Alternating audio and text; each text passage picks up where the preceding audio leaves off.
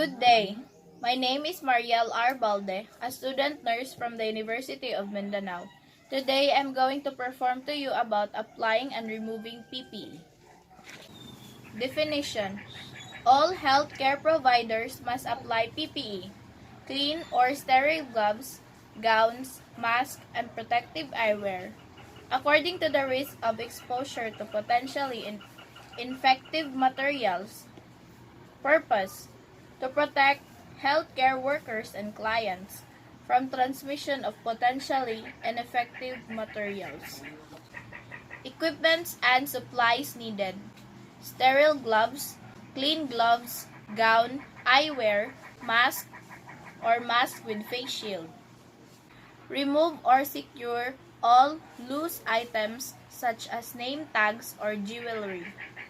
Perform hand hygiene and pat the hands to dry using a clean towel or tissue paper.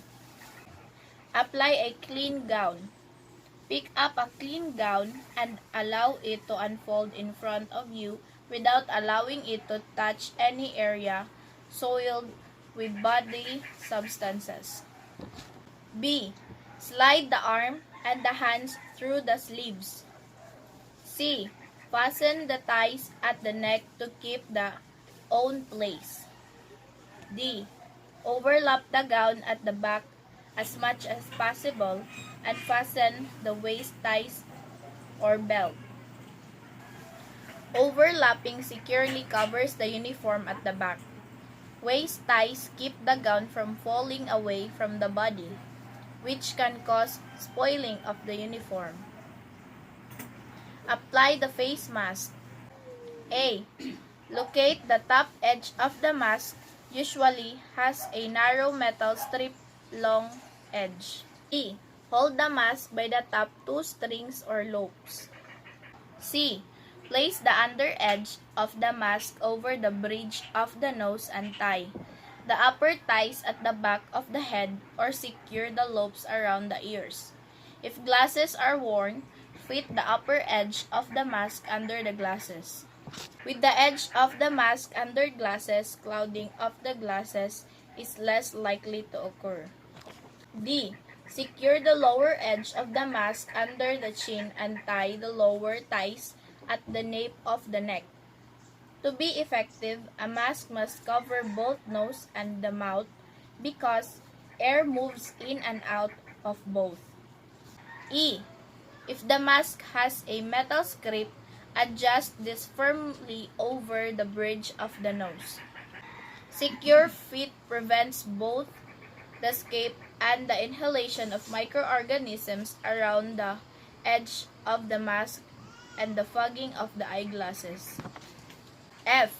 Wear the mask only once and do not wear a mask longer than manufacturer recommends or once it becomes wet. A mask should be used only once because it becomes ineffective when moist. H. The practice guidelines provide further instruction on applying a face mask. Apply protective eyewear if it is not combined with the face mask.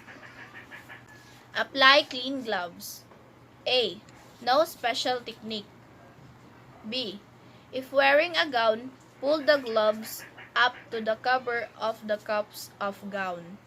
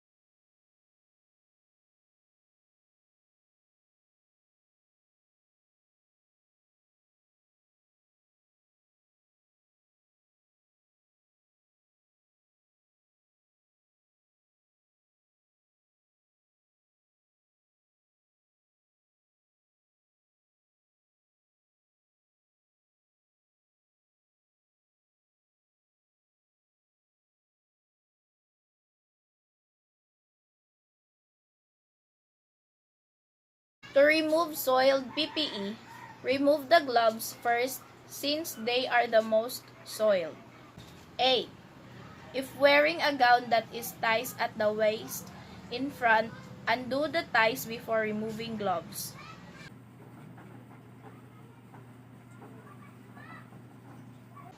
B. Remove the first glove by grasping it on its palmar surface. C.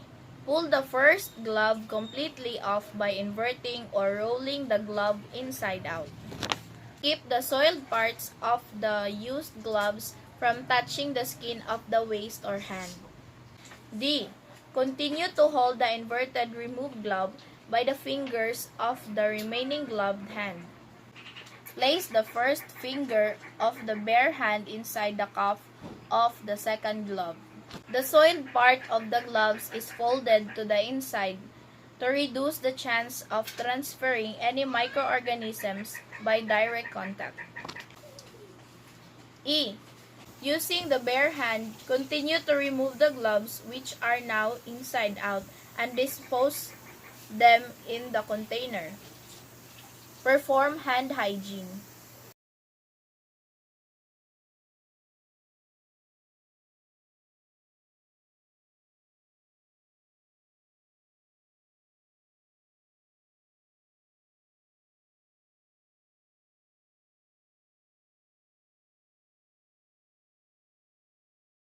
Remove protective eyewear and dispose it properly or place in the appropriate receptacle for cleaning.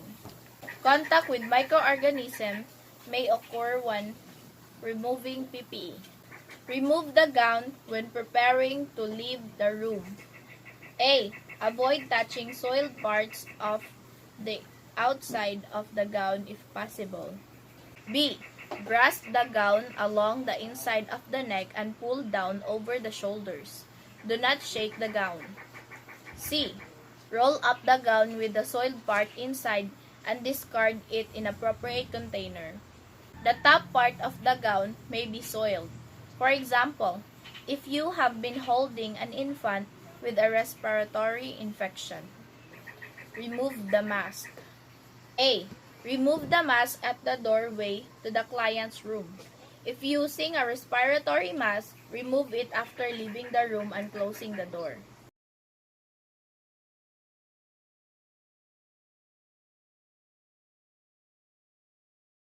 B. If using a mask with string, first unite the lower string of the mask. C. Unite the top string and while holding the tie, securely remove the mask from the face. If side lobes are present, lift the face. Do not touch and front of the mask. This prevents the part of the mask from falling into chest. The front of the mask through which the nurse has been breathing contaminated. D. Discard a disposable mask in the waste container. E. Perform proper hygiene again.